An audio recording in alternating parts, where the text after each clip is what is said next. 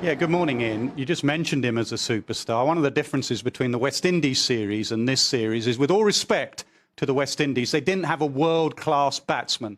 Pakistan have a world-class batsman in Baber Azam. And not only is he good at white ball cricket, he's getting much better at red ball cricket recently. I'm going to show you how good he's been since the start of 2018. Look at the names below him. Hussain we saw in the Ashes, and since Steve Smith, Kohli, Williamson, three of the Fab Four, and Baber Azam should definitely be mentioned in that breath. Not only his stats, but the way he gets them. I'm going to show you from 2018 at Lord's how elegant a player he is. He plays through that offside beautifully. Lovely driver of the ball, good off the back foot and the front foot.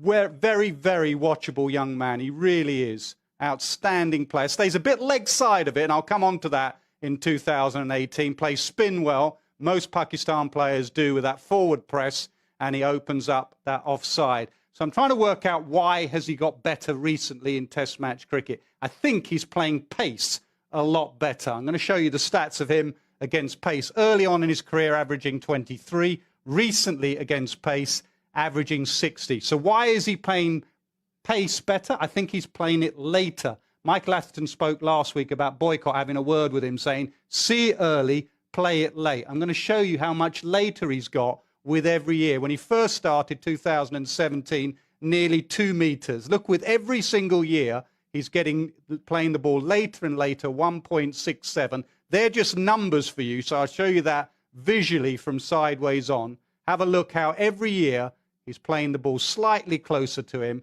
and more underneath him. So that's playing it later. I also think what he's done, I said in 2018, he was slightly leg side of the ball. Think Virat Kohli in 2014, nicking off outside off stump. I think he's moved over a little bit. Have a look at him in 2018, and you can see his off stump.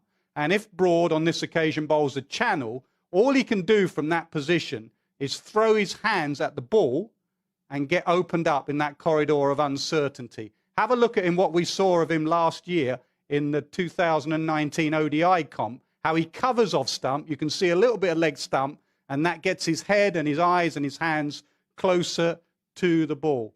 So his technique's better. One area England might go at him is a bouncer. Ben Stokes at Lord's ended his tour with a short ball.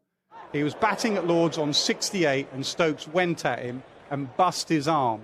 Now, we're not sure if Stokes can bowl, but we got Archer in the side, and on a reasonably quick Old Trafford pitch, England will remember this, and I think they'll go at him with some short stuff eventually.